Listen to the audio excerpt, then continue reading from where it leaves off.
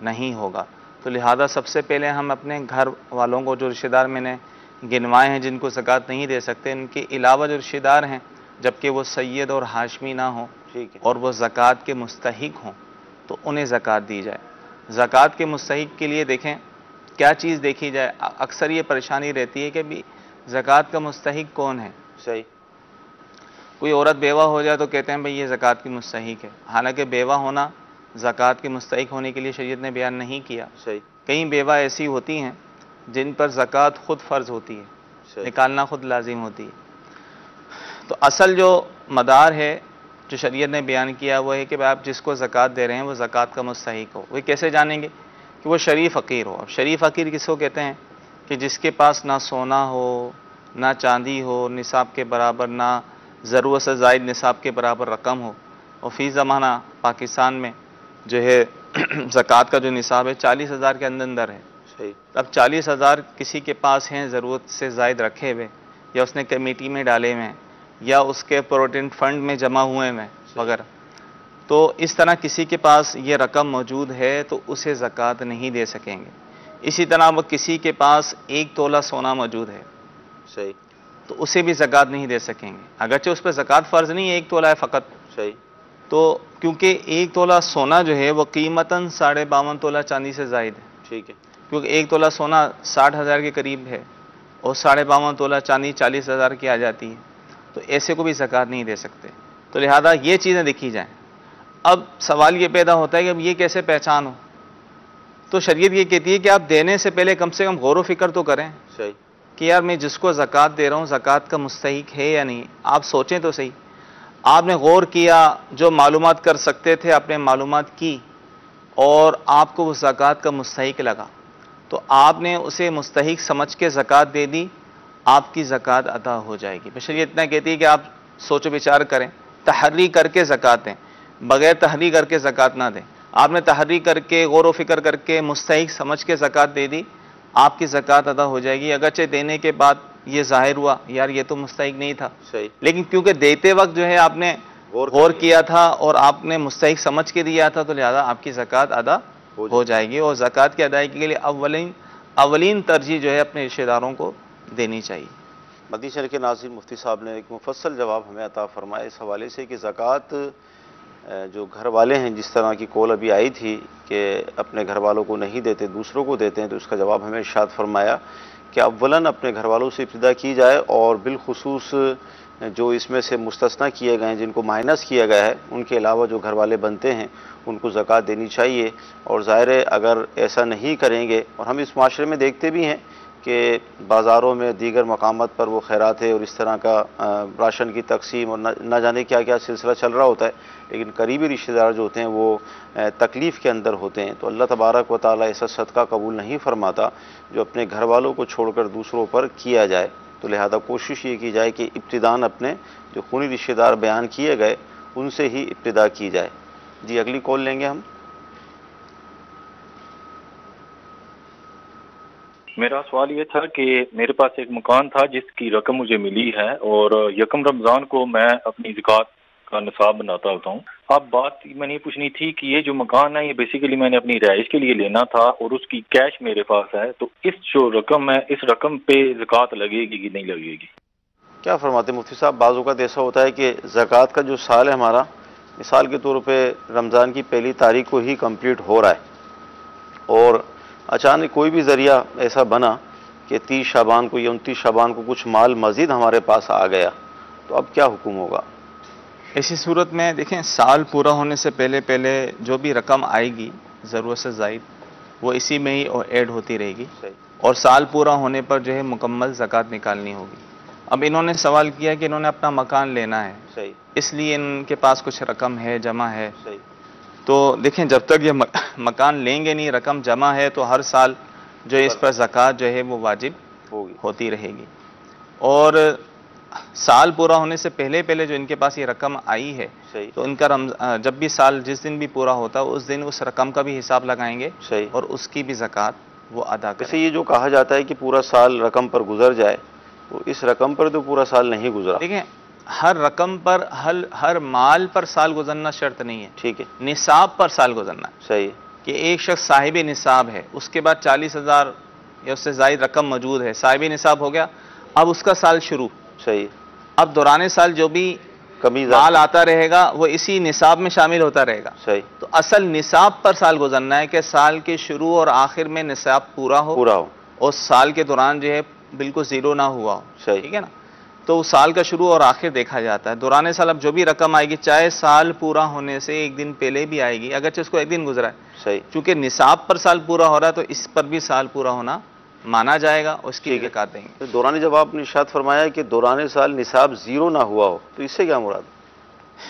ایک شخص صاحب نصاب ہے، ہوں، اب 40,000 تھے، 40,000 سے 30,000 ہو گئے، پھر 20 ہو گئے، پھر زیادہ ہو گئے، لیکن کم زیادہ ہو، نصاب سے تو کم ہو گئے لیکن بالکل زیرو نہ ہوا زیرو کہ نہ کچھ بھی نہ ہو. صحیح، تو اگر دوران سال یہ ہوتا رہا لیکن اینڈ میں آ کر جو ہے اس کے بعد نصاب پورا ہے پورا ہے، تو وہ زکوٰۃ دے گا. ٹھیک، اور ایک شخص صاحب نصاب تھا اور دوران سال ہی اس کے پاس سارے پیسے خرچ ہو گئے ٹھیک ہے، یا بیچارہ مقروض ہو گیا، صحیح، زیادہ مقروض ہو گیا، تو ایسی صورت میں اب اس کا نصاب جو ہے وہ ختم ہو گیا.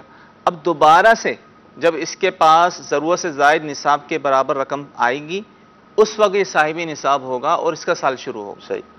کتنی پیاری بات مدی چینل کے ناظرین ہمیں سیکھنے کو ملی کہ نصاب سال کی ابتدا اور انتہا کے اندر ہونا ضروری ہے.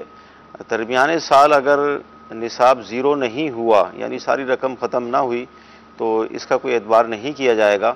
سال کی ابتدا میں نصاب تھا، اب جب وہ پورا سال 12 ماہ گزر گئے، وہی تاریخ آ گئی اور نصاب مکمل ہے، تو بھلے اس سال کے یعنی جو تاریخ آئی اس سے 2 دن پہلے یا 1 دن پہلے مزید اگر مال آیا تو یہ اس میں شامل کر لیا جائے گا اور کل مال پر پھر زکوٰۃ ادا کی جائے گی. تو یہ ہیں سلسلوں کی برکت ہے کہ الحمدللہ ہمارے علم میں اضافہ ہوتا ہے، ہمیں بہت کچھ سیکھنے کو ملتا ہے. جی مزید کالس لیں گے ہم. میرا مفتی صاحب کے بارگاہ میں سوال ہے کہ مجھے ایک شخص نے کہا کہ میرا کام بہت مشکل ہے، میں روزہ نہیں رکھ سکتا، اس کے بارے میں مفتی صاحب سے سوال ہے کہ اس کا کیا حل ہے؟ حضور گرمی ہے، روزہ بڑا ہے، بچوں کی پرورش بھی کرنی ہے، اس طرح کے وسوسے آتے ہیں اور لوگ روزہ چھوڑ دیتے ہیں، تو کیا فرمائیں گے؟ دیکھیں ہم نے ایسے لوگ بھی دیکھے ہیں جو بہت مشقت والا کام کرتے ہیں جی، لیکن اس کے باوجود بھی ماشاءاللہ روزہ نہیں چھوڑتے، روزے پابندی سے رکھ رہے ہوتے ہیں. دیکھیں فقہائے کرام نے تو یہاں تک بیان کیا ہے کہ رمضان کے دنوں میں ایسا کام کرنا کہ جس سے ایسی کمزوری پیدا ہو کہ روزہ توڑنے کا ظن غالب ہو جائے صحیح، کہ اب مجھ سے برداشت نہیں ہوگا، تو شریعت نے جو ہے ایسا مشقت والا کام کرنے سے منع فرمایا ہے. اللہ، تو لہذا اس کام میں کمی لائی جائے.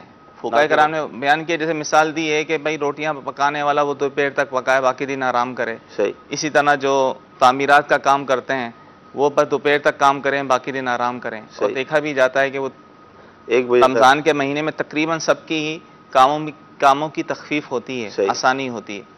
تو ایسی صورت میں اس کو اپنے کام میں تخفیف لانا چاہیے، صحیح، کام میں تھوڑی کمی لائے اور بقیہ دن آرام وہ کرے تاکہ وہ روزے پورے کر سکے. تو یہ شرعی عذر اس کا نہیں بنے گا صحیح، کہ مجھے تو کام کرنا پڑتا ہے تو لہذا میں جو ہے وہ روزہ نہیں رکھ سکتا. ایسی صورت میں وہ گناہگار ہوگا اور عذاب نار کا حقدار ہوگا. اس پر لازم ہے کہ توبہ کرے اور جتنے روزے اس طرح چھوڑیں اس کی قضا کرے. تو لہذا اب رمضان جتنے روزے باقی ہیں کوشش کر کے روزے اس نے رکھنے ہی ہیں. اب جہاں تک تعلق کام کا ہے تو کام میں وہ کمی لائے، صحیح. نہ یہ کہ کام میں تو کمی نہیں لا رہا، روزے چھوڑ رہا ہے تو اس کی شریعت نے اجازت نہیں دی. تو روزے اب جو چھوڑ رہا ہے تو وہ کیا مطلب 60 روزے رکھے گا یا 1 روزہ رکھے گا؟ لیکن جو روزہ سرے سے ہی نہ رکھے ٹھیک ہے، تو اس صورت میں اس پر صرف قضا لازم ہے، یعنی 1 دن کی قضا کرنی ہوگی. ٹھیک ہے، اور معذاللہ 60 روزے اس پر ہوتے ہیں جو روزہ رکھ کر توڑ دے. جان بوجھ کر توڑ دے اور کفارے کی شرائط پائی جائیں تو پھر وہ کفارے کے 60 روزے بھی رکھنے ہوتے ہیں اور 1 روزہ جو ہے قضا کا بھی رکھنا ہوتا ہے. اب کوئی بھی شخص رمضان المبارک کا بغیر عذر کے اگر روزہ نہیں رکھتا، جیسے انہوں نے کہا کام کاج کی وجہ سے، تو یہ ایسا عذر نہیں ہے کہ جو شریعت نے اس کو معتبر مانا ہو کہ بھائی ٹھیک ہے کام کاج کرنا پڑتا ہے تو لہذا روزہ چھوڑ دو، کام کاج کرو بعد میں کام کاج تو سارا سال کرنا ہوتا ہے. صحیح، ٹھیک ہے نا. تو شیعہ شریعت یہ کہتی ہے کہ کام میں تخفیف لے کر آئے، تو لہذا جو ہے وہ کام میں تخفیف کرنا یہ ضروری ہے اور یہ نہیں ہے کہ وہ روزہ چھوڑ دے.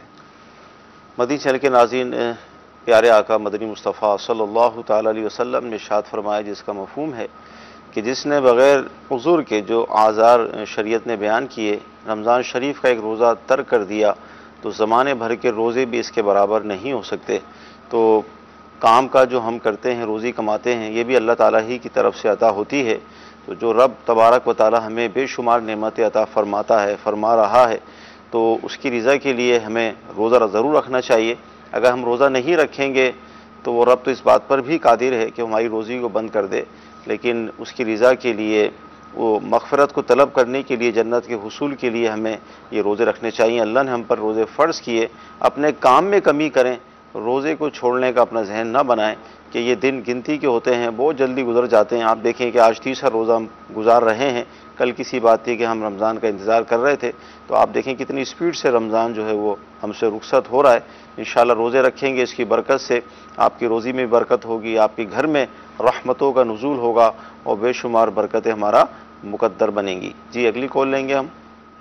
مفتی صاحب، میں نے یہ پوچھنا تھا کہ روزے کی حالت میں ناخن کاٹ سکتے ہیں اور بال کٹوا سکتے ہیں؟ یہ عوام میں اس طرح کے بہت سوال پائے جاتے ہیں، ناخن کاٹنا، بال کاٹنا، عطر لگانا، مسواک کرنا، کیا فرماتے ہیں؟ دیکھیں، روزے کی حالت میں ناخن کاٹ سکتے ہیں، اس میں کوئی حرج نہیں ہے۔ اسی طرح جسم کے جو غیر ضروری بال ہیں اسے بھی صاف کر سکتے ہیں، کوئی حرج نہیں ہے۔ تیل لگانا، تیل لگا سکتے ہیں، خوشبو لگا سکتے ہیں، مسواک کر سکتے ہیں۔ مسواک کرنا خود سنت ہے، حدیث سے ثابت ہے، روزے کی حالت میں مسواک کرنے کی اجازت ہے۔ تو ناخن بھی کاٹ سکتے ہیں، بالوں کو بھی سنوار کر سکتے ہیں۔ ہاں، جن بالوں کی کاٹنے کی ممانعت ہے، صحیح، جیسے داڑھی شریف کو حد شرع سے کم کاٹنا، صحیح، وہ تو روزے کے علاوہ بھی ناجائز و حرام ہے، منع ہے، اور روزے میں اور زیادہ اس کی ممانعت سخت ہو جائے گی۔ صحیح۔ تو مدنی چینل کے ناظرین، رمضان شریف کے جو روزے ہیں اس کے احکام سیکھنے کے لیے بہترین کتاب فیضان رمضان الحمدللہ موجود ہے، تو آپ اس کتاب کو دعوت اسلامی کی ویب سائٹ سے ڈاؤن لوڈ بھی کر سکتے ہیں۔ جہاں جہاں آپ رہتے ہیں، دعوت اسلامی کے مدنی مراکز موجود ہیں، آپ وہاں سے اس کتاب کو حاصل کریں، اس کا مطالعہ کریں۔ اس میں الحمدللہ روزوں کے فضائل، رمضان کے فضائل، احکام روزہ، بہت کچھ اس کتاب کے اندر موجود ہے۔ تو یہ جو بظاہر چھوٹے چھوٹے مسائل ہوتے ہیں، الحمدللہ یہ اس کتاب میں آپ کو مل جائیں گے، اور روزے کے احکام سیکھنا تو ویسے بھی ہم پر فرض ہیں، تو انشاءاللہ یہ کتاب آپ کی زبردست مددگار ثابت ہوگی۔ جی اگلی کال لیں گے ہم۔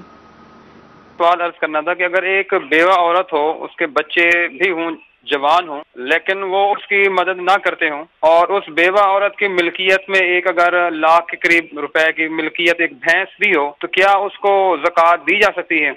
کیا فرمائیں گے حضور؟ دیکھیں، ایسی بیوہ کو جس کے پاس انہوں نے کہا کہ 1 لاکھ روپے رکھے ہوئے ہیں، تو اسے تو زکوٰۃ نہیں دے سکتے نا، بلکہ سال گزرنے پر تو اس پر 1 لاکھ پہ زکوٰۃ بھی اس کو دینی پڑے گی، صحیح، جو ضرورت سے زیادہ اس کے پاس رقم ہے۔ اب چاہے دیکھیں، میں نے پہلے بھی عرض کر چکا ہوں کہ یہ لوگوں کے ذہن میں ہے کہ جو عورت بیوہ ہو جاتی ہے بس اس کو زکوٰۃ دینی ہے، اسے قربانی کی کھالیں دینی ہیں، دیگر چیزیں دینی ہیں۔ مدد کرنا اچھی بات ہے، صحیح، لیکن جو صدقات واجبہ ہوتے ہیں نا، جیسے زکوٰۃ، فطرہ، قسم کا کفارہ، روزوں کا فدیہ، یہ واجبات کہلاتے ہیں۔ صحیح، تو یہ ہر شخص کو نہیں دے سکتے، یہ اسی کو دے سکتے ہیں جو مستحق ہو۔ ٹھیک ہے، تو مستحق ہونے کے لیے شریعت نے بیوہ ہونا بیان نہیں کیا۔ صحیح، جیسے میں نے آج کہا کہ کئی بیوائیں ایسی ہیں جس میں خود زکوٰۃ فرض ہوتی ہے۔ اب انہوں نے خود کہا سوال میں کہ بیوہ ہیں، ٹھیک ہے، اولاد مدد نہیں کرتی، لیکن ان کے پاس جو 1 لاکھ روپے جمع ہے، صحیح، تو ایسی صورت میں تو وہ خود صاحب نصاب ہیں، صحیح، اور ان پر جو ہے زکوٰۃ نکالنا لازم ہوگا، لہٰذا ایسی بیوہ کو زکوٰۃ نہیں دے سکتے۔ اچھا، 1 لاکھ روپے جمع نہ ہو لیکن 1 لاکھ روپے کی کوئی ملکیت ہو، کوئی چیز ایسی ہو؟ جی، دیکھیں، ضرورت سے زائد کوئی بھی چیز ہو، اگرچہ ان چیزوں پہ زکوٰۃ نہ ہوتی ہو، ٹھیک، یہ گھریلو سامان بھی ہو سکتے ہیں، صحیح، جو سارا سال استعمال نہیں ہوتے۔ صحیح، آپ کسی کے پاس جو ہے پلاٹ وغیرہ بھی ہو، زمینیں بھی ہوں، جیسے وراثت میں ملتی ہیں، صحیح، ہے نا، ان کی والدہ کو ان کے والدین کی طرف سے کچھ زمینیں وغیرہ ملی ہیں، صحیح، تو ایسی صورت میں بھی ظاہر ہے وہ زکوٰۃ نہیں دے سکیں گے، صحیح، ان کو نہیں دے سکیں گے۔ تو زکوٰۃ تو 3 قسم کے مال پر نکالنا لازم ہوتا ہے، کہ سونا چاندی ہو گیا، مال تجارت ہو گیا، اور سائمہ جانور ہو گیا۔ لیکن جس شخص کو ہم زکوٰۃ دے رہے ہیں اس میں ان چیزوں کے علاوہ بھی جو بھی اشیاء ہیں ضرورت سے زائد، صحیح، چاہے انہوں نے بیچنے کی نیت سے نہ بھی رکھی ہوئی ہوں، لیکن ضرورت سے زائد ہیں، جیسے گھر کے اندر ٹی وی لے لیں، آپ ٹیلی ویژن لے لیں، ٹیلی ویژن جو ہے یہ حاجت اصلیہ سے زائد ہے. جو جس شخص کی ملکیت میں ہے تو اس کی قیمت جو اس کے بعد ٹی وی ہے اس کی قیمت دیگر چیزوں کو ملا کر جو ضرورت سے زائد ہے نصاب کو پہنچ جاتی ہے اس کی قیمت, ایسے شخص کو زکوٰۃ نہیں دے سکیں گے. تو لہذا یہ ضروری نہیں ہے, آپ نے اچھی توجہ دلائی کہ ہم صرف یہ نہیں دیکھیں گے کہ بس اس کے پاس سونا چاندی اور رقم نہیں ہے, بلکہ یہ تو دیکھنا ہے, اس کے ساتھ یہ بھی دیکھنا ہے کہ ضرورت سے زائد اور چیزیں بھی تو نہیں ہیں, اس کے بعد کوئی پلاٹ مکان وغیرہ دیگر چیزیں تو نہیں ہیں, یہ چیزیں بھی دیکھنی ہوں. مزید چل کے ناظرین, زکوٰۃ کے جو مصارف ہیں جن کو زکوٰۃ دی جاتی ہے قرآن میں اس کا تفصیل سے بیان بھی ہوا اور احکام آپ سن بھی رہے ہیں. لہذا بعض اوقات یہی دیکھا جاتا ہے کہ وہ غریب ہے لیکن اس کے پاس جو مال ہے جس کی تفصیل بھی مفتی صاحب نے ارشاد فرمائی, اس طرف توجہ نہیں ہوتی, تو اس صورت میں بھی سامنے والا زکوٰۃ کا مستحق نہیں ہوتا. فقط مال ہی چیک نہیں کیا جاتا, اس کے علاوہ اور بھی چیزیں ہوتی ہیں. تو لہذا زکوٰۃ فرض ہو گئی, زکوٰۃ نکالنی ہے, تو اب اس کے احکام سیکھنا بھی ضروری ہوگا کہ ہم زکوٰۃ کو کس انداز میں ادا کریں گے کہ ہماری زکوٰۃ کا جو فرض ہے وہ ادا ہو جائے. الحمدللہ دعوت اسلامی 104 شعبہ جات میں سنتوں کی خدمت کر رہی ہے, دین کا کام کر رہی ہے. تو میں آپ سے مدنی التجا کروں گا کہ شریعت نے احکام زکوٰۃ کے مصارف کے حوالے سے ارشاد فرمائے, ان کے بعد آپ دعوت اسلامی کو اپنی زکوٰۃ, فطرہ اور دیگر عطیات پیش کیجئے کہ اربوں روپے کا الحمدللہ دعوت اسلامی کا سالانہ بجٹ بنتا ہے. مدارس المدینہ ہیں, جامعۃ المدینہ ہے, دیگر شعبہ جات ہیں.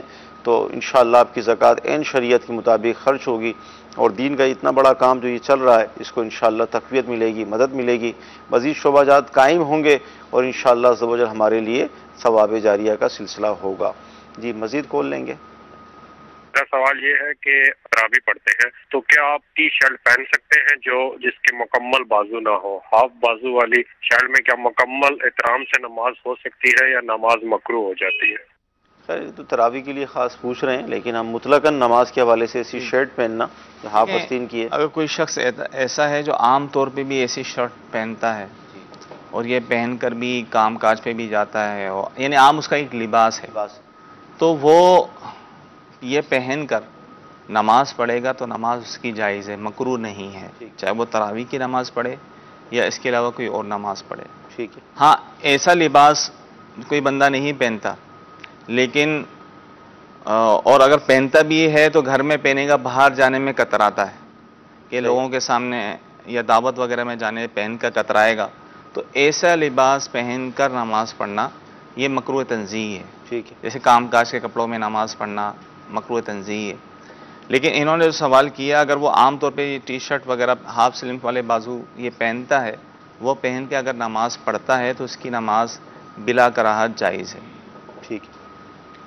کپڑوں کے حوالے سے ہمیں جواب ملا کہ اولاً تو یہی مفتی صاحب نے ارشاد فرمایا کہ اگر اس کی عادت میں اس طرح کے لباس ہیں, تو یہ جو آپ نے بات ارشاد فرمائی تھی, تو مزید کیا فرمائیں گے کہ ہمیں نماز کے لیے کس طرح کا اہتمام کرنا چاہیے اللہ کی بارگاہ میں حاضری ہوتی ہے؟ عمومی طور پہ یہ تو ان کے سوال کا جواب تھا. آپ نظر دوڑائیں گے مساجد میں واقعی ایسے ایسے لباس پہن کر آتے ہیں بالکل عجیب و غریب. صحیح. ٹھیک ہے. جس کو بازو کا جس کو ہم نائٹ ڈریس وغیرہ کہتے ہیں وہ بھی پہن کے آ جائیں گے, نیچے شلوار پہنی ہوئی اوپر شرٹ پہنی ہوئی ہے تو وہ پہن کے آ جائیں گے. عجیب و غریب سلسلہ ہے. تو دیکھیں آپ کس کی بارگاہ میں حاضر ہیں؟ اب اللہ تبارک تعالیٰ کی بارگاہ میں حاضر ہو رہے ہیں.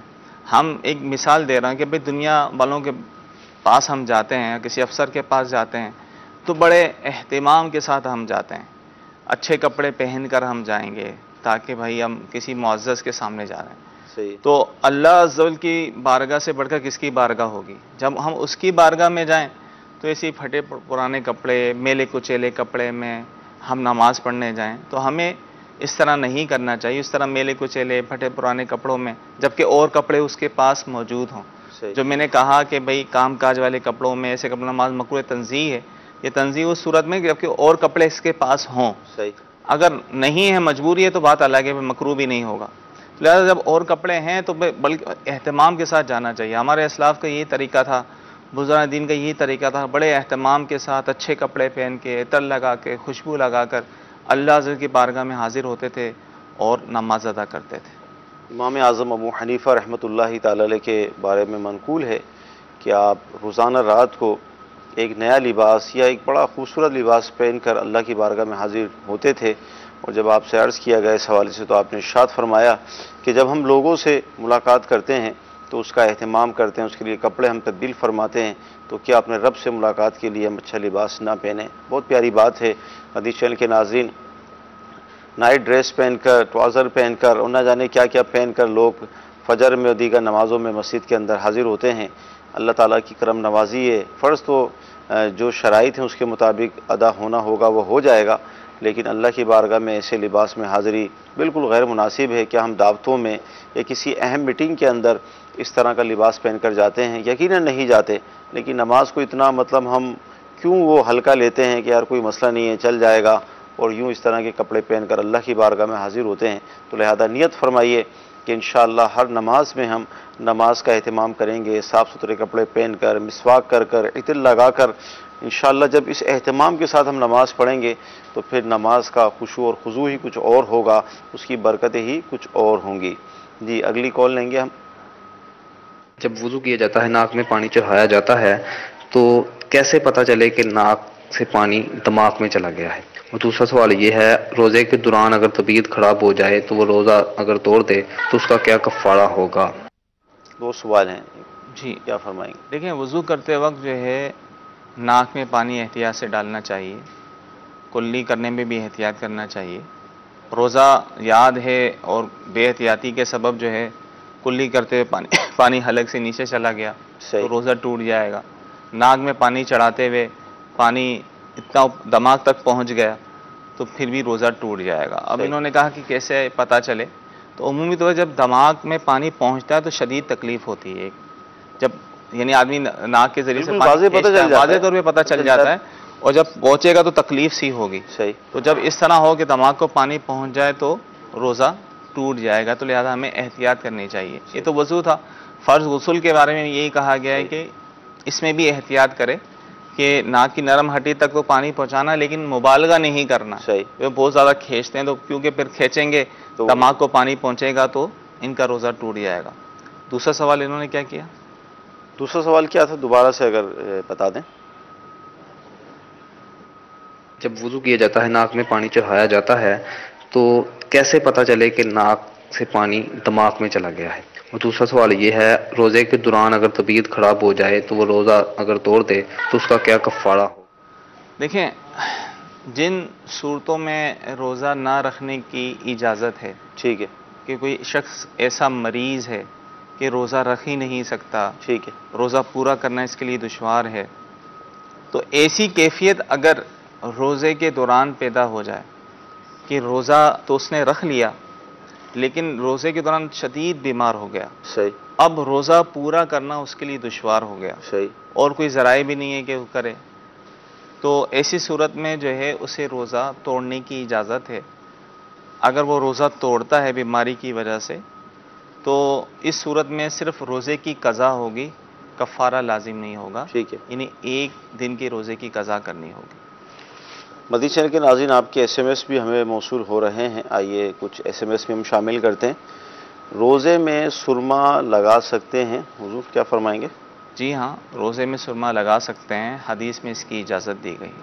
اچھا، اس طرح روزے کے اندر اگر الٹی ہو جائے، بعض اوقات غذا باہر آ جاتی ہے، تو کیا فرمائیں گے اس حوالے سے؟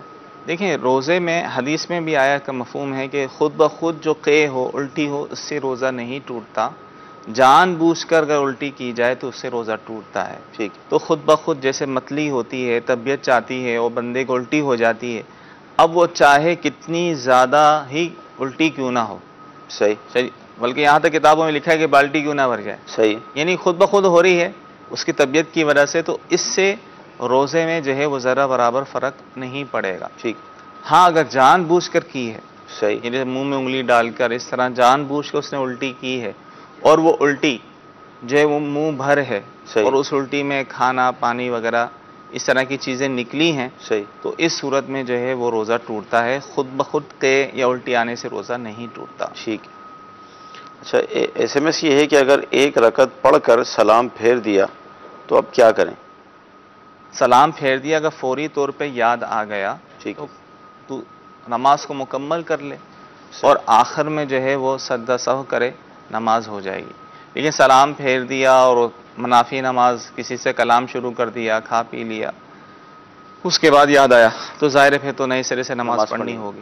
لیکن ایسا نہیں ہو سلام پھیرتے ہی، عمومی طور پہ ایسا ہوتا ہے کہ ایسے مواقع پر فوراً یاد آ جاتا ہے، سلام پھیرتے ہیں، بعضوں کا دونوں سلام بھی پھیرتے تو اگرچہ دونوں سلام بھی پھیرتے پھر یاد آ گیا، آپ فوراً کھڑے ہو جائیں. صحیح. نماز کو اپنی پوری کریں اور آخر میں سجدہ سہو کر لیں، نماز ہو جائے گی. کیا بات ہے، یعنی کتنی رعایت ہے. آپ دیکھیں کہ دونوں طرف سلام بھی پھیر دیا لیکن کوئی ایسا فعل نہیں کیا جو منافی نماز ہو، تب بھی آپ کی نماز جاری رہ سکتی ہے، اور پورا طریقہ مفتی صاحب نے ارشاد فرما دیا. اچھا حضور، روزے کی حالت میں انجیکشن، ظاہر ایک مسئلہ کافی چلتا ہے، یہ کیا فرمائیں گے؟ دیکھیں روزے کی حالت میں انجیکشن لگانے سے روزہ نہیں ٹوٹتا. ٹھیک، اب وہ نس میں ہو، گوشت میں ہو انجیکشن. اکثر علماء کا یہی ہے موقف، دارالفتہ اہل سنت کا یہی فتویٰ ہے کہ چاہے وہ نس میں ہو یا گوشت میں ہو، باہر صورت جو ہے انجیکشن لگانے سے روزہ نہیں ٹوٹے گا. اچھا ڈرپ جو ہوتی ہے، اسی طرح ڈرپ لگانے سے بھی نہیں ٹوٹے گا. شوگر کے مریض اگر جو انسولین لیتے ہیں صحیح، اس سے بھی روزہ نہیں ٹوٹتا. ٹھیک ہے. مزید چل کے ناظرین SMS بھی شامل اس سلسلہ کیے گئے، کالز بھی آپ کی ہم شامل کر رہے ہیں. جی مزید کالز دیجیے. میرا سوال آپ سے یہ ہے کہ نماز تراویح ہو رہی ہے اور اگر ہم لیٹ ہو گئے اور ہماری 3 یا 4 یا 6 رکعتیں تراویح کی چھوٹ گئی اور ہم نے باقی امام کے ساتھ پڑھی، امام کے ساتھ پڑھنے کے بعد وتر پڑھے، وتر پڑھنے کے بعد کیا ہم وہ تراویح دوبارہ 6 جو ہماری رہ گئی تھی وہ پڑھ سکتے ہیں یا انہیں وتر سے پہلے پڑھنا چاہیے؟ کیا فرماتے ہیں؟ وتر کے بعد بھی پڑھ سکتے ہیں. جو تراویح کی رکعتیں رہ گئی ہیں تو اگر امام کے ساتھ انہوں نے وتر پڑھ لیے تو بعد میں جو تراویح جتنی رہ گئی ہیں تو اس کو بعد میں بھی پڑھی جا سکتی ہیں. بہتر کیا ہے کہ یہ وتر نہ بہتر تو پڑھیں؟ یہ ہے کہ پہلے، کیونکہ جب ایسا شخص جو ہے وہ لیٹ آیا ہے تو ظاہر تو یہ ہے کہ اس نے عشاء کے فرض بھی جماعت سے نہیں پڑھے.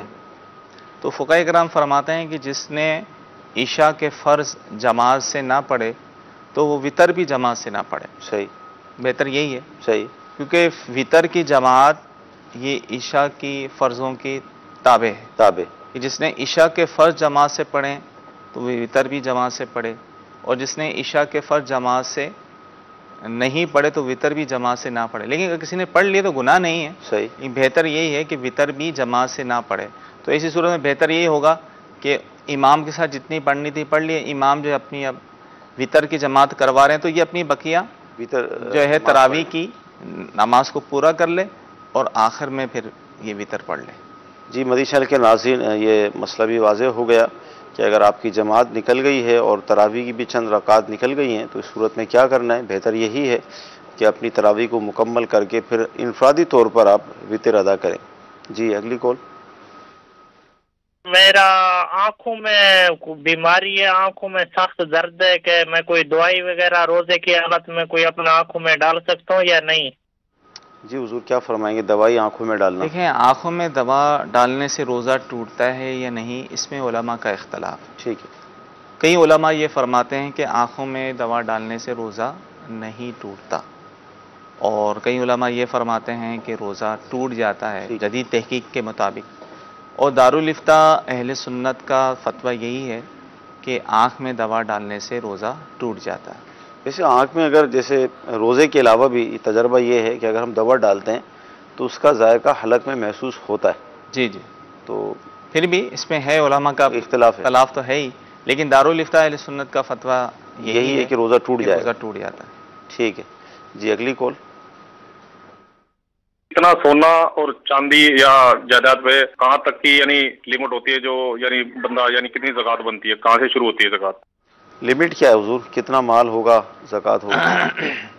شریعت نے سونے کا جو نصاب بیان کیا ہے، یعنی اگر کسی کے پاس صرف سونا ہو اور سونے کے علاوہ کچھ بھی نہ ہو تو 7.5 تولہ سونے پر زکوٰۃ ہوگی، اس سے کم پر نہیں ہوگی. ٹھیک ہے. سونا نہیں ہے، چاندی ہے، صرف چاندی ہے تو چاندی کا نصاب بیان ہوا ہے 52.5 تولہ چاندی. ٹھیک ہے. ٹھیک ہے. نہ سونا ہے نہ چاندی ہے، رقم ہے ضرورت سے زائد. تو کتنی رقم ہونا چاہیے؟ تو 52.5 تولہ چاندی کے برابر ضرورت سے زائد کسی کے پاس رقم ہو، جو کہ فی زمانہ 40,000 کے لگ بھگ بنتی ہے اور اس پر سال گزر جائے تو اس پر زکوٰۃ ہوگی. بعض اوقات ایسا ہوتا ہے کہ نصاب پورا نہیں ہوتا، سونے کا نصاب بھی 7.5 تولہ نہیں ہے، کسی کے پاس چاندی بھی اتنی نہیں ہوتی، تھوڑا ہے۔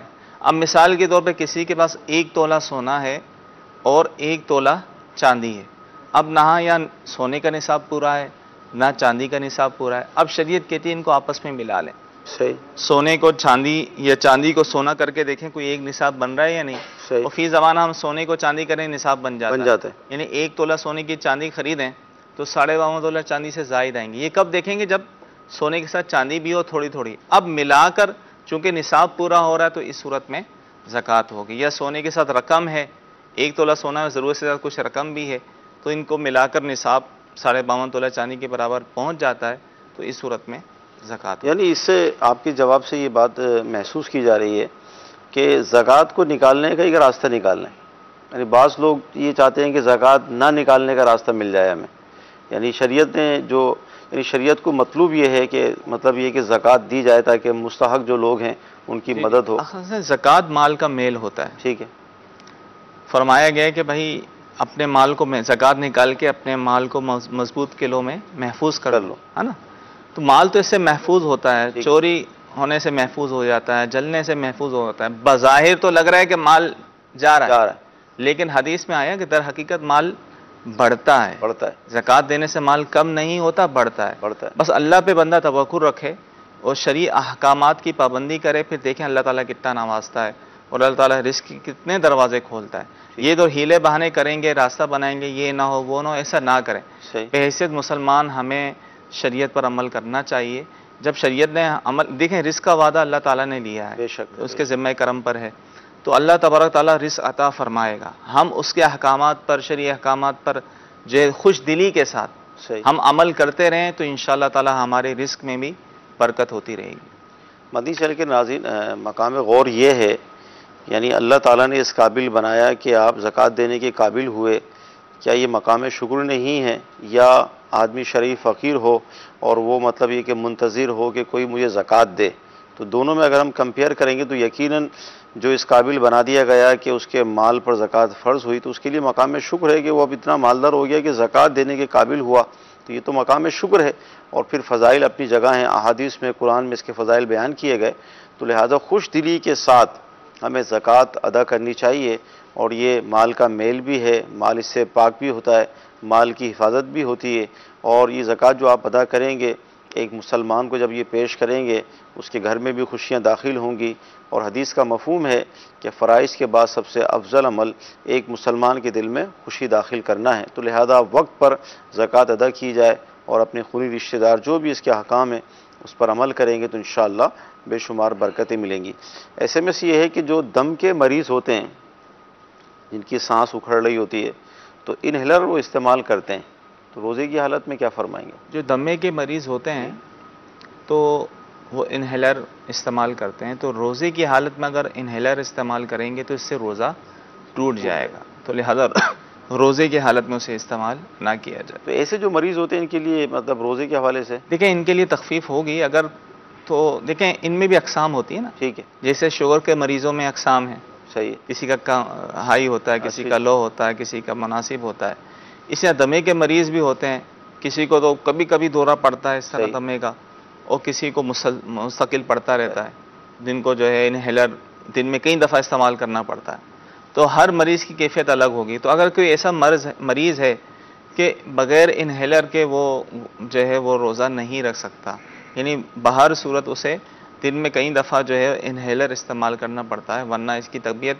جو ہے وہ بگڑ جاتی ہے اور روزہ اس صورت میں پورا کرنا اس کے لیے دشوار ہوگا، تو ایسی صورت میں شریعت اسے اجازت دے گی کہ وہ روزہ چھوڑ سکتا ہے، بعد میں صحت یاب ہونے کے بعد اس کی وہ قضا کر لے۔ ٹھیک ہے۔ جو بیمار اسلامی بھائی ہوتے ہیں یا اسلامی بہنیں ہوتی ہیں جن پر روزے کی فرضیت کے حوالے سے ہم گفتگو کر رہے ہیں، تو از خود فیصلہ نہ کریں، دارالفتہ اہل سنت الحمدللہ آپ کی خدمت کے لیے موجود ہے، تو کوشش کر کے علماء سے پہلے رابطہ کیجئے، اپنا مسئلہ بیان کیجئے، پھر جو حکم ملے اس پر عمل کیجئے۔ بعض اوقات ڈاکٹر کے کہنے پر عمل کر لیا جاتا ہے، ڈاکٹر کہتے ہیں کہ آپ روزہ نہ رکھیں، آپ کے لیے نقصان دہ ہے، تو مریض روزہ چھوڑ دیتا ہے۔ تو بہتر یہ ہے کہ آپ مفتی سے رابطہ کریں، اور الحمدللہ دعوت اسلامی ہر شعبے میں ہماری خدمت کر رہی ہے، رہنمائی کر رہی ہے، تو تو دارالفتہ اہل سنت آپ کی اس رہنمائی کے لیے موجود ہیں. تو مفتی صاحب جب فرمائیں کہ روزہ چھوڑ دیں تو پھر آپ روزہ چھوڑیں، از خود فیصلہ نہ کریں. جی اگلی کال. اگر روزے کے دوران غسل واجب ہو جائے تو اس کے لیے کیا طریقہ کار ہے؟ کیا فرماتے ہیں؟ دیکھیں، روزے کے دوران غسل واجب یعنی احتلام کی صورت میں غسل فرض ہو جائے تو اس سے روزہ نہیں ٹوٹتا. ٹھیک ہے. حدیث میں آئے کہ 3 چیزوں سے نہیں ٹوٹتا روزہ. صحیح. پشنے لگانے سے، قے ہو جانے سے، احتلام سے. صحیح. تو ان سے روزہ جو ہے وہ نہیں ٹوٹتا. اب روزے کے دوران غسل فرض ہو گیا تو اب جس طرح عام روٹین میں غسل کیا جاتا ہے فرض اسی طرح ہی کیا جائے گا. صرف 2 چیزوں کا خیال رکھیں گے کہ روزے کے دوران جب غسل کریں گے تو غرغرہ، جس کو غرارہ بھی کہتے ہیں لوگ، وہ غرغرہ نہیں کریں گے. صحیح. اور ناک میں پانی چڑھانے میں احتیاط کریں گے. ہلکا سا پانی چڑھانے کافی ہے. صحیح. اتنا نہ چڑھائیں کہ دماغ کو پہنچ جائے. تو ناک میں پانی چڑھانے میں مبالغہ نہ کریں اور غرغرہ نہ کریں. صحیح. باقی جو طریقہ ہے غسل کا اسی طریقے سے غسل کریں. باقی روزے میں کوئی فرق نہیں پڑے گا. ویسے عوام میں یہ مشہور ہے کہ افطار کے بعد 2 فرض ادا کریں. نہیں، ضرورت نہیں ہے، حاجت نہیں ہے. یعنی بلکہ یہ ہے کہ سحری کے وقت اٹھا، اس پر غسل فرض تھا، اب نہائے گا تو سحری نکل جائے گی. تو اس میں پھر یہ ہے کہ وہ اچھی طرح وہ 2 فرض ہیں ادا کر لے، کلی وغیرہ ادا کر لے، کیونکہ روزے میں پھر یہ ادا نہیں ہو پائیں گے صحیح طریقے سے. تو وہ اس صورت میں ایک روزے کے دوران سے غسل کر لیا تو اس کا غسل ہو گیا. بعد میں افطار کے بعد اسے پھر غرغرہ کرنے کی حاجت نہیں. ٹھیک. اچھا حضور، یہ SMS آیا ہے کہ اسلامی بہنیں کیا جماعت کے ساتھ تراویح پڑھ سکتی ہیں؟ کیا فرمائیں؟ دیکھیں، عورتوں کو جو ہے جماعت سے نماز پڑھنے کی ممانعت ہے. ٹھیک ہے. عورتیں جو ہے وہ گھر میں ہی رہ کر نماز پڑھیں، تنہا نماز پڑھیں، مسجد میں جا کر جماعت سے نماز نہ پڑھیں. تراویح بھی اس میں آ جائے گی؟ تراویح بھی، یہ نفل تراویح، فرض وغیرہ عورتوں کے لیے حکم یہی ہے کہ وہ گھر میں ہی نماز پڑھیں. ٹھیک ہے. اچھا، اسی طرح SMS یہ ہے کہ اگر بھول کر کسی نے روزے میں پانی پی لیا، جیسے وضو میں بعض اوقات جیسے عادت ہوتی ہے نا، لوگ وضو کرتے ہیں گرمی کے موسم میں تو پانی بھی پی لیتے ہیں، تو اب روزہ تھا یاد نہیں ہے، تو اس طرح اگر ہو گیا تو کوئی مسئلہ نہیں ہے. خوش ہو گیا، اللہ تعالیٰ نے کھلایا پلایا. حدیث میں آیا نا، جس نے بھول کر کھایا پیا اس کا روزہ نہیں ٹوٹا، کہ اسے اللہ نے کھلایا، اللہ نے پلایا. تو بھول کر کھانے پینے سے روزہ نہیں، یعنی یاد ہی نہیں تھا میرا روزہ ہے، پی لیا، پانی پی لیے سے روزہ نہیں ٹوٹے گا. لیکن یہ کہ تھوڑا مطلب اسے توجہ رکھی جائے. بھول کر تو یہ حکم بیان ہو گیا کہ بھول کر آدمی کتنا ہی کھا پی لے اس کا روزہ نہیں ٹوٹتا، لیکن بالخصوص جب ہم 5 نمازوں میں وضو کرتے ہیں تو توجہ رکھیں کہ ہمارا روزہ ہے. یعنی جو روزے کی اوقات میں نمازیں آتی ہیں اس میں ہماری توجہ رہے کہ یہ اس میں ہمارا روزہ ہے. اور ظاہر اگر یاد ہونے کی صورت میں معمولی سا پانی بھی ہمارے حلق سے اتر جائے گا تو ظاہر سے ہمارا روزہ ٹوٹ جائے گا. جی اگلی کال. روزے کی حالت میں اگر الٹی آ جائے کیا اس سے روزہ ٹوٹ جائے گا یا نہیں؟ ابھی تفصیلاً اس کا بیان ہوا کہ روزے کی حالت میں الٹی ہو جائے، قے ہو جائے، الٹی ہو جائے تو خود بخود جو ہوتی ہے اس سے روزہ نہیں ٹوٹتا. روزہ الٹی سے اس صورت میں ٹوٹتا ہے جب جان بوجھ کر ہو، وہی منہ بھر کر، جس کو روک نہ سکتا. صحیح. جان بوجھ کر کی ہو، بڑی اسپیڈ سے ہوتی ہو. ہاں. لیکن اگر خود بخود طبیعت کی وجہ سے، متلی کی وجہ سے الٹیاں اس کو چاہے کتنی ہوں، اس سے روزہ نہیں ٹوٹتا. مدنی چینل کے ناظرین، سلسلہ ہوا الحمدللہ روزے کے، زکوٰۃ کے اہم مسائل سیکھنے کو ملے. بہت ساری باتیں نئی ہمارے علم میں آتی ہیں. اللہ تعالیٰ کی بارگاہ میں ہم دعا کرتے ہیں کہ اللہ تعالیٰ ہمیں اسی طرح شریعت کے مسائل جو ہم پر سیکھنا فرض یا واجب یا سنت ہیں، ہمیں سیکھنے کی توفیق عطا فرمائے. یہ سلسلے اس کے لیے بہترین معاون و مددگار ہیں. اللہ تعالیٰ آج کا ہمارا سلسلہ اپنی بارگاہ میں قبول فرمائے. آمین. صلو علی الحبیب صلی اللہ تعالی علی محمد صلی اللہ علیہ وسلم. ایسے زندگی آؤ علماء سے پوچھ لے، آئے جو مشکل پیش کوئی، آؤ علماء سے پوچھ لے. عطائے رحمان ماہ رمضان مدنی چینل کی دوپہر کی نشریات روزانہ براہ راست 3 بجے دیکھنا نہ بھولیں۔ مرحبا رمضان یا رمضان یا رمضان یا رمضان۔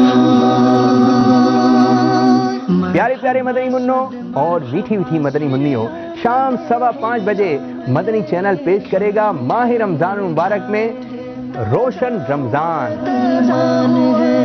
مرحبا صد مرحبا پھر آمد رمضان رے، کھل اٹھے مرجھائے دل تازہ ہوا ایمان ہے۔ اور نماز عصر کے بعد دیکھیے شیخ طریقت امیر علیہ سنت دامت برکاتہم العالیہ کا بہت پیارا سلسلہ جس کا نام ہے مدنی مذاکرہ، اور ساتھ ساتھ دعائے افطار بھی۔ اب سے سوال یہ ہے کہ آیا ان مقدس ناموں والی شرٹس کا استعمال کرنا کیسا؟ ایسے شرٹ پہنے ہی نہیں جس میں یہ مقدس نام لکھے ہو کہ سخت بے ادبی کی صورتیں اس میں ہیں۔ حیدر علی یہ پوچھ رہے ہیں کہ اگر چند دوستوں میں لڑائی ہو جائے تو اس صورت میں کیا کیا جائے؟ لڑائے معاف کرو، اپنا دل صاف کرو۔ سبب بخش سے نہ پوچھ عقل، نام غفار ہے تیرا یا رب۔ رمضان مبارک کے پربہار مہینے میں دیکھیے رات 7:25 پر بڑا ہی پیارا سلسلہ ایک قصہ ہے قرآن سے۔ آج کون سا قصہ سننا ہے، آج کون سی داستان سننی ہے؟ بہت سارے ایسے ناظرین ہمیں اس وقت دیکھ رہے ہوں گے کہ جنہوں نے غار سور تک کا سفر پیدل طے کیا ہوگا۔ یہ ہزاروں فٹ اونچا پہاڑ ہے اور اس کے اوپر یہ غار موجود ہے۔ نبی پاک علیہ الصلوۃ والسلام کو کاندھوں پہ سوار کر کے صدیق اکبر رضی اللہ تعالیٰ عنہ نے یہ سفر کیسے طے کیا ہوگا؟ قرآن مجید میں کچھ اس طرح موجود ہے، لا تحزن ان اللہ معنا، مت گھبراؤ، خدا ہمارے ساتھ ہے۔ یوں ہی مدنی چینل دیکھتے رہیے اور نماز مغرب کے بعد آپ کے ساتھ ہوں گے ہمارے اور آپ کے نگران شورا براہ راست۔ اگر معاشرے میں آج بھی بے نمازیوں کے ساتھ کوئی صحیح معنوں میں برتاؤ شروع ہو جائے نا، یار بے نمازی ہے، بیٹی نہیں دینی ہے، مطلب اگر ایسا کوئی قانون بن جائے، میں ایسے ہی کہتے کہہ رہا ہوں، ایسا کوئی قانون بن جائے کہ بے نمازی کو نوکری نہیں ملے گی، اب کیا کرو گے؟ بے نمازی ہے نا یار، تو تم رب کی نعمتیں کھاتا ہے، رب کا شکر ادا کرے گا، نماز نہیں پڑھتا، میرے پاس کام کرے گا تو کیا میرے ساتھ وفا کرے گا؟ اس طرح کی کوئی چوٹیں لگنی شروع ہو جائے تو اس لیے میں چوٹیں لگا رہا ہوں، چوٹ کر رہا ہوں، شاید کوئی بے نمازی کو جھٹکا لگ جائے، یا میں اتنا خراب آدمی ہوں، واقعی خراب۔ اگر بے نمازی بھی خراب نہیں ہے نا تو معاشرے میں خراب ہے کون؟ دنیا بھر میں دعوت اسلامی کے مدنی کاموں کی خبروں کو جاننے کے لیے دیکھیے روزانہ رات 9 بجے مدنی خبریں۔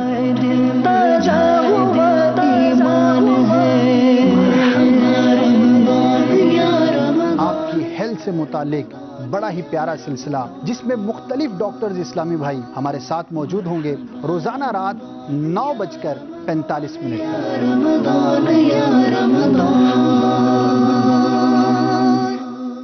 طیبہ طاہرہ سیدہ فاطمہ، عابدہ زاہدہ سیدہ فاطمہ، صابرہ شاکرہ سیدہ فاطمہ، ہو کرم ہو عطا سیدہ فاطمہ، عارفہ عادلہ سیدہ فاطمہ، دختر مصطفیٰ سیدہ فاطمہ۔ صلی اللہ علی محمد صلی اللہ علیہ وسلم، خوش دل سے مومنو سن لو ذرا، ہے یہ قصہ فاطمہ کے عقد کا، 15 سالہ نبی کی لاڈلی اور تھی 22 سال عمر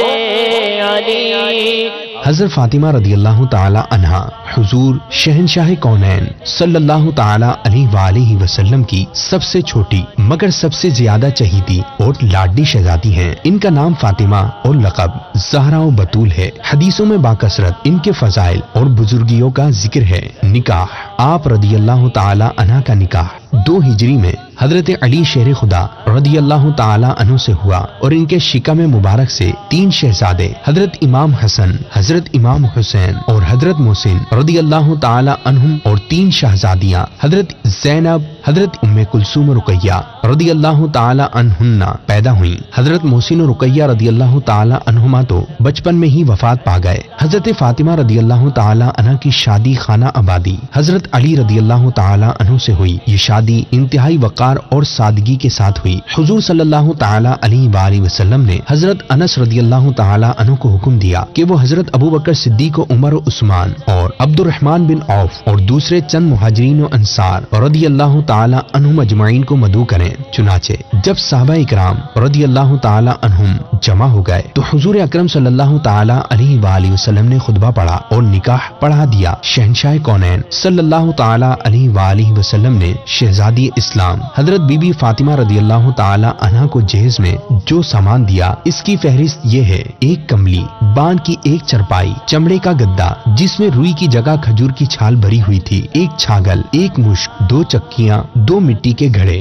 حضور صلی اللہ تعالی علیہ وآلہ وسلم نے دعا فرمائی کہ یا اللہ، میں علی اور فاطمہ اور ان کی اولاد کو تیری پناہ میں دیتا ہوں کہ یہ سب شیطان کے شر سے محفوظ رہیں۔ حضرت سیدتنا فاطمہ رضی اللہ تعالی عنہا جب اللہ عز و جل کے محبوب دانائے غیوب منزہ عن العیوب صلی اللہ تعالی علیہ وآلہ وسلم کی خدمت اقدس میں حاضر ہوتی تو آپ صلی اللہ تعالی علیہ وآلہ وسلم کھڑے ہو جاتے، ان کی طرف متوجہ ہو جاتے، پھر ان کو اپنے بیٹھنے کی جگہ پر بٹھاتے۔ اس طرح جب آپ صلی اللہ تعالی علیہ وآلہ وسلم حضرت فاطمہ رضی اللہ تعالی عنہا کے ہاں تشریف لے جاتے تو وہ آپ صلی اللہ تعالی علیہ وآلہ وسلم کو دیکھ کر کھڑی ہو جاتی، آپ کا ہاتھ اپنے ہاتھ میں لیتی، پھر اس کو چومتی اور آپ صلی اللہ تعالی علیہ وآلہ وسلم کو اپنی جگہ پر بٹھاتی۔ حضرت حسن و حسین رضی اللہ تعالی عنہما بچپن میں ایک مرتبہ بیمار ہو گئے تو حضرت علی و فاطمہ اور حضرت فضہ رضی اللہ تعالی عنہم نے ان شہزادوں کی صحت کے لیے